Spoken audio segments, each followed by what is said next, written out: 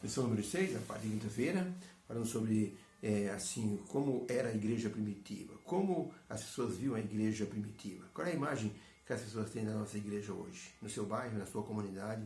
Se sua igreja fechasse as portas hoje, as pessoas sentiriam falta? Ou diriam, ainda bem que essa igreja fechou? Isso nos faz pensar, porque muitas vezes a igreja não está cumprindo o seu papel como deveria estar. A igreja primitiva começou com 120 membros e de repente explodiu para 3.000 membros, 5.000 pessoas. Isso tornou a igreja basicamente uma comunidade fraterna. As pessoas se davam bem. Então isso é importante para que nós possamos ver em qualquer igreja. Nas montanhas cobertas da Suíça existe uma pequena igreja. Um turista estava olhando e disse que igreja mais interessante no alto de uma montanha. E aquele homem percebeu o seguinte: não havia fios levando a eletricidade para aquela igreja. Perguntou ao dono do hotel: escuta, como é que o pessoal fazem culto à noite? Ele disse: o homem que construiu essa igreja era um homem muito rico. E ele fez questão de pedir às pessoas que não usassem luz elétrica. E você vai ver à noite, hoje é dia de culto, o que vai acontecer. O turista ficou ali no hotel e da janela onde ele estava, no quarto dele, ele pôde ver que quando chegou umas 18h30, uma pequena luz se deslocou de uma parte ali da encosta da montanha, pôs outra luz, e foram muitas luzinhas se aproximando. Cada membro da igreja trazia uma espécie de um lampião na mão. Quando a igreja foi aberta, todos os membros entraram, cada um para o seu lugar, e a igreja ficou totalmente iluminada. Essa era a ideia da pessoa que construíra aquela igreja, que a igreja fosse uma luz naquele lugar. Por isso, toda igreja precisa ser uma luz no lugar onde está estabelecida, porque as pessoas vejam a beleza da salvação e possam, através da luz do amor fraternal, descobrirem que existe uma bênção para eles que possam participar da nossa igreja. Isso é importante. Nossa igreja tem que ser uma luz, uma fogueira de amor fraternal. Assim era a igreja primitiva, uma igreja onde as pessoas se davam bem, onde todos eram dirigidos pelo Espírito Santo, onde o amor fraternal fazia com que todos dividissem seus bens e tornasse tudo comum entre eles. A pergunta número 5 diz assim: como a igreja primitiva é retratada em Atos 2:41 em diante.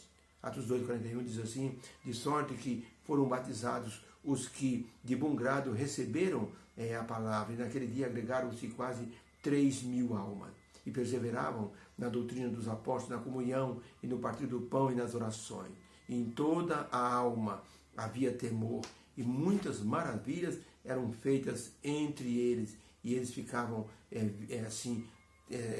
comungando no partir do pão e nas orações e também na doutrina dos apóstolos. E todos os que criam estavam juntos e tinham tudo em comum, e vendiam suas propriedades e bens e repartiam com todos, segundo cada um devia receber como era mister. E perseverando unânimes todos os dias no templo, e partindo o pão em casa, comiam juntos com alegria e singeleza de coração, louvando a Deus e caindo na graça de todo o povo. E todos os dias acrescentava o Senhor à igreja aqueles que haviam de se salvar. Então, para a pergunta, como a igreja primitiva é retratada em Atos 2:41-47, em resposta, a igreja é retratada como uma igreja de relacionamento fraternal, onde todos tinham tudo em comum, recebiam as instruções com amor, iam ao templo regularmente, perseveravam na comunhão e na doutrina pregada pelos apóstolos. Os apóstolos não deixaram o apostolado, continuavam pregando, mesmo com toda aquela multidão frequentando a igreja. Eles estavam unânimes em oração e também na pregação da palavra. Já imaginou uma igreja que tinha no início perto de 120 pessoas, de uma hora para outra, depois do Pentecostes, ser assim agraciada com quase 3.000 pessoas e perseverarem de forma unida, como se fosse uma comunidade de amor e de compreensão? O segredo da união estava no poder do Espírito Santo e na forma como as pessoas eram ensinadas através do discipulado. Eles ensinavam as pessoas a serem submissas umas às outras. As pessoas eram direcionadas para o ensino direto da verdade cristocêntrica, através do ensino e da comunhão no templo. Suas dúvidas eram explicadas e as crenças incorretas eram corrigidas. E assim as pessoas aprendiam na prática como deveriam ter um relacionamento de grupo, através da supervisão dos apóstolos, porque eles eram, na verdade, mais maduros e experientes, porque já haviam estado com Jesus 3 anos, e é por isso eles haviam, assim, aprendido como deveriam ser discípulos através do amor. Jesus disse, nisto conhecerão todos que sois meus discípulos, se vos amardes uns aos outros. Ellen White, no livro Atos dos Apóstolos, página 71, escreveu o seguinte: assim como ocorreu na igreja primitiva, a operação do Espírito Santo deve ver-se na igreja de Deus hoje, pelo poder do Espírito, para que os membros possam retirar, assim, possam, assim, entrarem suas afeições, retirarem suas afeições das coisas do mundo, e assim se dispuserem a se sacrificar, a fim de que seus semelhantes possam crer no Evangelho de forma plena. E assim todos poderão proclamar com poderosa influência sobre as outras pessoas, como ocorreu na igreja primitiva após o Pentecostes.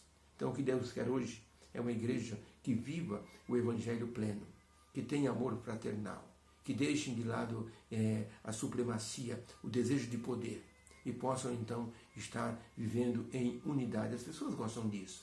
As pessoas se sentem bem quando tem uma comunidade onde as pessoas se dão bem, onde as pessoas elas se relacionam com amor fraternal, sem supremacia, sem orgulho, sem diz-que-diz, sem fofoca, sem panelinha. Por isso é importante observarmos que o Espírito Santo deve estar na direção da nossa igreja.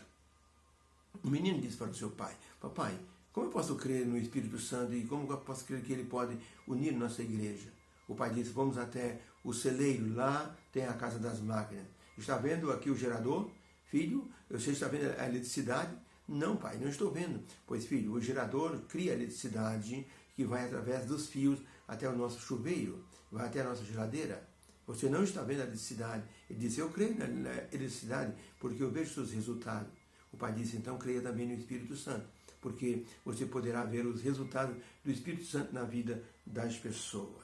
Assim, nós, como cristãos hoje, temos que esperar que o Espírito Santo faça a obra em nosso coração. Para isso, precisamos modificar algumas coisas que hoje nós não queremos modificar. Nós resistimos, queremos ser mais carnais, queremos ser mais ditatoriais, queremos colocar a igreja da forma nossa. Por isso, a igreja não pode ser considerada uma empresa, mas deve ser considerada uma comunidade onde as pessoas estão se preparando para estar um dia no céu. A igreja não é um depósito de santo, é uma escola para futuros santos. É como se fosse um hospital, onde as pessoas estão sendo tratadas, melhorando espiritualmente para um dia estarem no céu. Para isso, será preciso se adaptar a muitas coisas que o Espírito Santo vai pedir de todos nós.